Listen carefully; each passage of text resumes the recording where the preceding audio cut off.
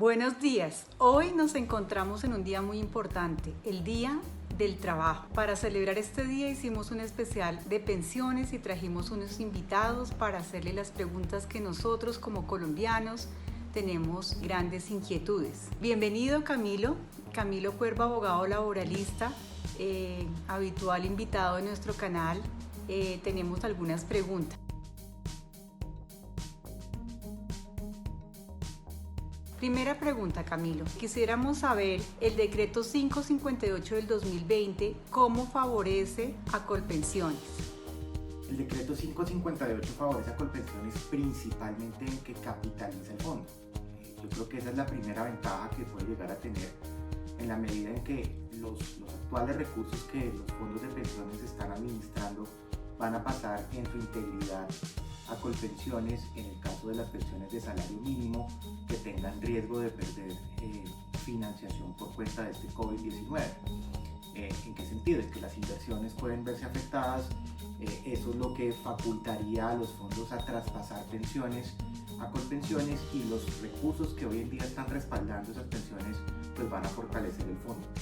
Un tema muy importante es que esto desmiente, digamos, una serie de rumores y de mitos que venían surgiendo antes de toda la epidemia y en general en el país.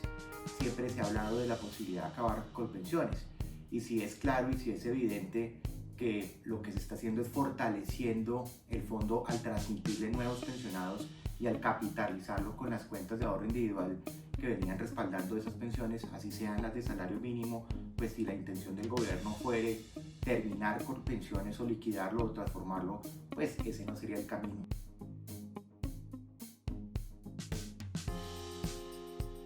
¿Cómo funcionaría la modalidad de retiro programado para el pago de pensiones? Pues no va a funcionar distinto. De hecho, el decreto 558 no modifica las modalidades de pensiones. Lo único que hace es establecer que los pensionados que pueden llegar a ser trasladados a Colpensiones son aquellos que hubieran estado en retiro programado. Recuerden que el retiro programado es una especie de bolsa en la cual los trabajadores van a lo largo de su vida ahorrando, van llenando esa bolsa y cuando logran llenarla, cuando logran tener el capital suficiente para pagar su pensión hacia futuro con unos cálculos actuariales que consideran expectativa de vida, capital, rendimientos, pues uno empieza a poder sacar plata de la bolsa en pagos periódicos que se llaman mesadas pensionales y se empieza a pagar.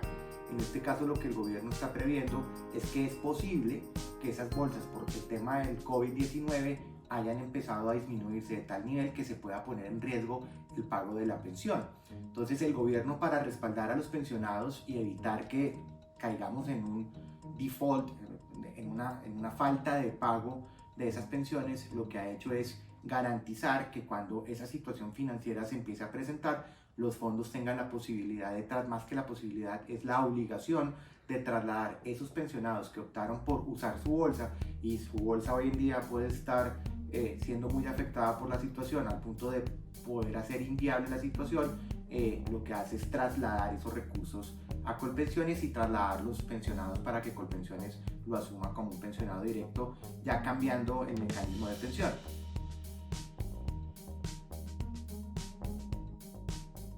Si se exonera del pago de pensiones durante la emergencia, ¿quién responderá por esas semanas a futuro? El decreto plantea expresamente que no haya afectación en el caso de los salarios mínimos y de las garantías de pensión mínima. ¿Eso qué quiere decir? Que las personas que estén muy cercanas a pensionarse con el salario mínimo, que se vayan a pensionar con el salario mínimo para ser más precisos, o que requieran esas semanas para poder acceder a una garantía de pensión mínima, que en el caso de los fondos de pensiones o en el sistema de ahorro individual, para ser más técnicos, son 1.150 semanas y en el caso de Colpensiones a hoy son 1.300 semanas, pues no los va a afectar.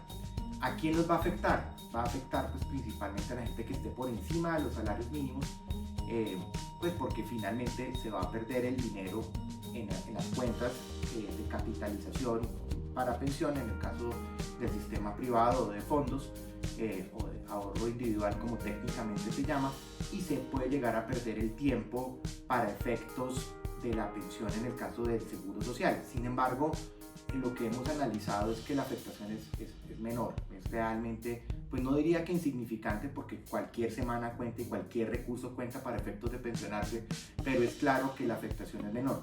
A manera de ejemplo, para pensionarse se va a requerir en unos años aproximadamente 30 años de cotización. Eso en meses son aproximadamente 360 meses. Y lo que está planteando el gobierno pues es una afectación para escasos 2. Entonces, si usted mira el porcentaje, pues es ínfimo. Estamos hablando de un porcentaje inclusive menor al 1%. Entonces, en ese sentido, pues la verdad creo que la afectación puede ser menor y el flujo de caja para los empleadores y para los trabajadores independientes en este momento de crisis pues es muy significativo, y pues la recomendación que le estamos dando a las empresas es que eventualmente lo tomen, lo analicen bien y revisen el tema y lo tomen, pues porque sí es un alivio de caja para las empresas.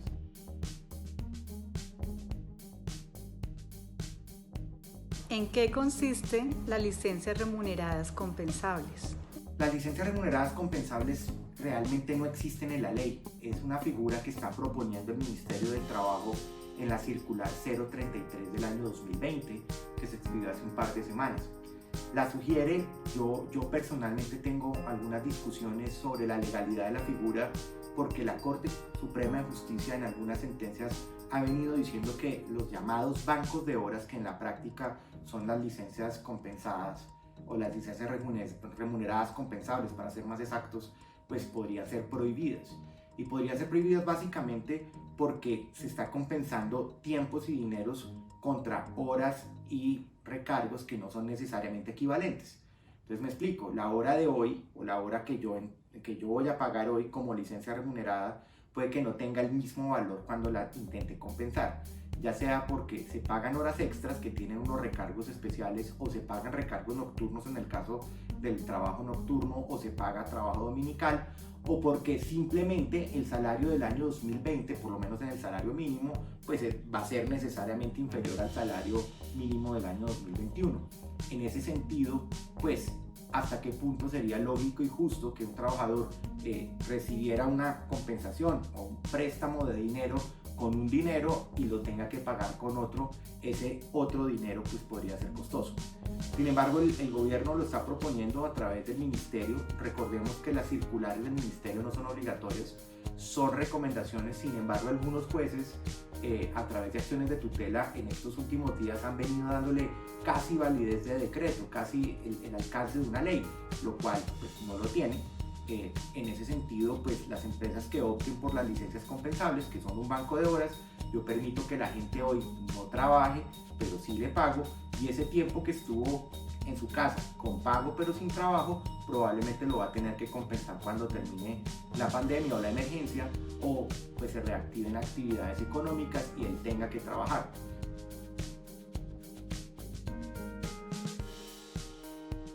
Dentro del marco de las modificaciones de jornadas laborales y concertaciones salariales, ¿cuál sería el mecanismo de modificación del contrato más indicado?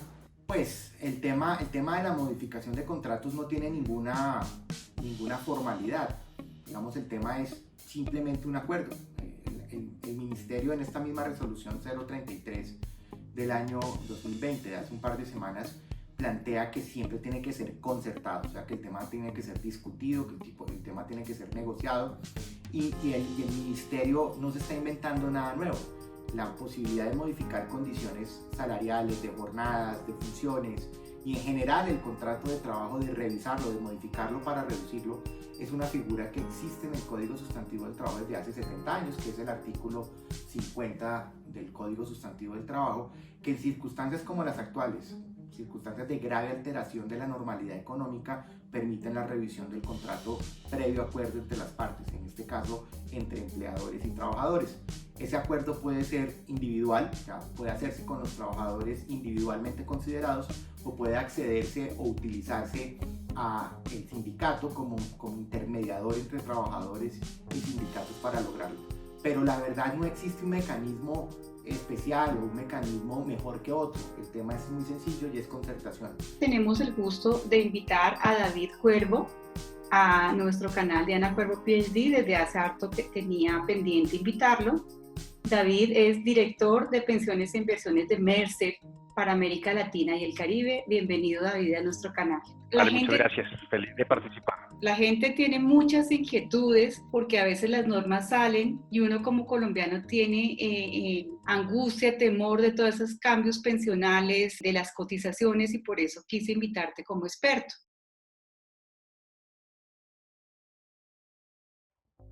Entonces, la primera pregunta que queremos hacerte es, si los trabajadores voluntariamente durante el mes de abril y mayo se acogen a esa oportunidad de que no se cotice el total a la seguridad social en el caso de pensiones y solo paguen ese 3% que es de administración, ¿quién pagaría el 16%? Tenemos esa duda.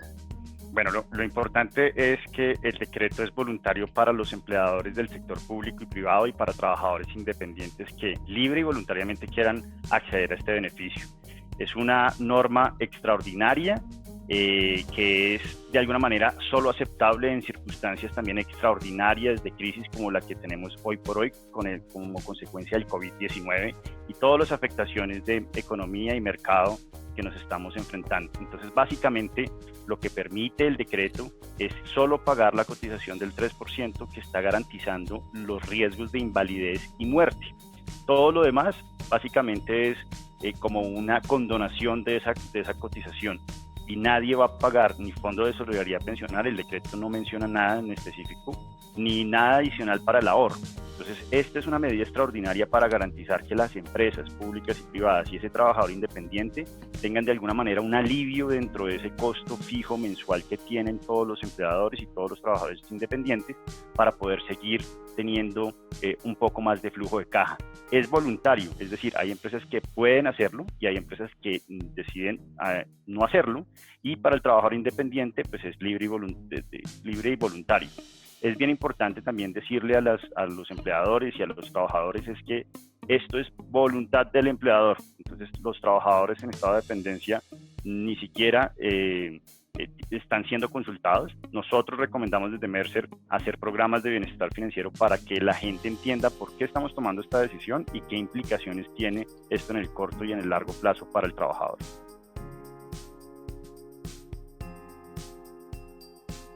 ¿Cómo se le puede explicar a la gente de manera fácil que debido a la actual pandemia las pensiones estuvieron en riesgo? Bueno, esto es una pregunta que requiere dos estructuraciones. La primera es las pensiones que estuvieron en riesgo de manera significativa son las pensiones del régimen de ahorro individual en la modalidad de retiro programado. Y también las personas que hoy por hoy están empezando a construir su pensión en ese régimen de ahorro individual. ¿Por qué? Porque básicamente la pensión en el régimen de ahorro individual se construye con base en el ahorro que, si es trabajador dependiente, hace la compañía y el empleado, y si es trabajador independiente, lo que hace todos los meses el trabajador independiente ahorrando en su cuenta de ahorro individual. Cuando estamos hablando de trabajadores en estado de actividad, pues las inversiones se están viendo afectadas no como consecuencia de tener un régimen de ahorro individual o porque los fondos de pensiones estén obrando mal, es simplemente porque toda la economía mundial está cayendo y los activos y instrumentos financieros hoy valen menos. Entonces, en consecuencia de ello, hay personas jóvenes que se están viendo afectadas porque su saldo acumulado está bajando, pero esas personas jóvenes es una afectación de corto plazo. En el largo plazo, estimamos que van a inclusive a recuperar mucho más de lo que perdieron, muchísimo más. El problema son las personas que están muy próximas al retiro. Diga usted, 60 años un hombre, 57, 58 una mujer, aunque en el régimen de ahorro individual no hay edad, pero sí esas personas que tienen esa edad de referencia como para salir del mercado laboral y disfrutar su pensión, esas son personas que van a tener sin duda una afectación inmediata, porque lo que tenían ahorrado pues vale de hoy menos. Esas personas y las personas de régimen de pensión por modalidad de retiro programado que están en control de saldos, esas personas que ya están acercándose a que el dinero se les acabe y se tenga que convertir en renta vitalicia, fueron las que intentaron proteger en el decreto. Y el decreto lo que hizo es permitirle a Colpensiones asumir esa obligación, que los fondos de pensiones transmitan esa obligación a través de un mecanismo que se llama la normalización pensional, o como llamamos los técnicos, conmutación pensional, para garantizar y proteger las pensiones de esas personas.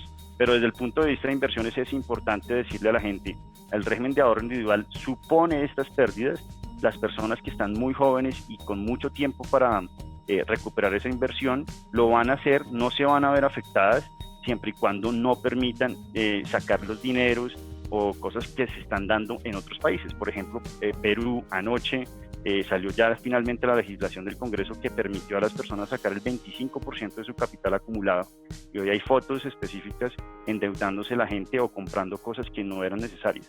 Entonces, lo importante es entender que estas medidas que se están haciendo son para proteger a las personas que realmente están siendo afectadas, las personas que hoy, si pierden, no tienen el tiempo suficiente para recuperar esa inversión.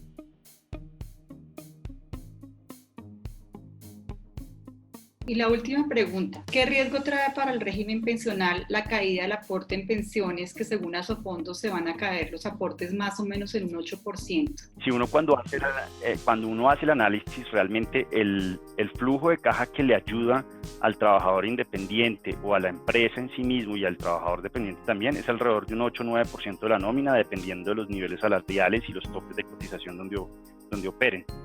Ese 8% pues es básicamente un deterioro para las personas del ahorro pensional en régimen de ahorro individual, y también las semanas de cotización para aquellos que no están cayendo en las garantías de pensión mínima de las 1.300 en Colpensiones. Se están afectando sin duda. Las proyecciones de Mercer desde el punto de vista actuarial y de inversiones futuras, estamos hablando de que el dejar de cotizar estos 2 meses, mayo y junio, que se pagan de manera vencida específicamente, puede llegar a tener un impacto de más o menos un 1 o 2% de la tasa de reemplazo. Sí va a haber afectaciones, pero esto es una discusión entre la afectación futura y la protección del empleo, y hay dos cosas importantes que son interdependientes. Uno, el mercado laboral que estamos protegiendo, que el gobierno nacional ha mandado a través de circulares, decretos, por favor mantengamos el empleo lo que más podamos. Es una circunstancia difícil, le estamos dando garantías a ese sector empresarial de pequeñas, medianas y grandes empresas para que tengan flujo de caja. Desde luego, desde el punto de vista de Asofondos, por ejemplo, o desde los fondos de pensiones, pues no les gusta, porque pues sí va a existir una afectación futura, pero es una discusión entre garantizo empleo hoy de unas 7 millones de habitantes, 2 millones de habitantes o 7 millones de habitantes, o sigo aportando para unos pocos y de pronto mañana toca tomar unas decisiones que afectan el empleo. Las tasas de desempleo están llegando a 1.600.000 desempleados, casi 2 millones. Asofondos inclusive dice, si no hacemos algo adicional en el mercado laboral de aliviar cargas y demás, podrían empezar a revisarse hasta 7 millones de desempleados. Aquí el tema es cómo implementarlo. Hoy se implementó a través de alivios a las cotizaciones a pensiones. No podíamos desfinanciar a salud, es un régimen importante, pero tampoco podíamos desfinanciar para fiscales con cajas de compensación familiar. Hoy está operando el régimen de subsidio en el tema de protección al desempleo. Entonces aquí hay una decisión de en dónde tenemos que empezar a afectar. También hay que otras modalidades, aliviar cargas tributarias, pagar otros temas puntuales, pero también el gobierno nacional, los gobiernos distritales o departamentales, municipales necesitan esos ingresos para poder operar. Entonces esto es como el menor mal de los que podríamos tener, pero sin duda alguna vamos a tener que tener unas decisiones críticas extraordinarias que no nos gustan del todo, ni a las personas técnicas, pero que son necesarias y justificables solo en caso de estos temas que son realmente críticos. Muchísimas gracias a todos nuestros suscriptores. Les recomiendo compartan este video, den like si les gustó, y quien no se esté suscrito, por favor, en la parte de la campanita, suscribirse. Muchísimas gracias.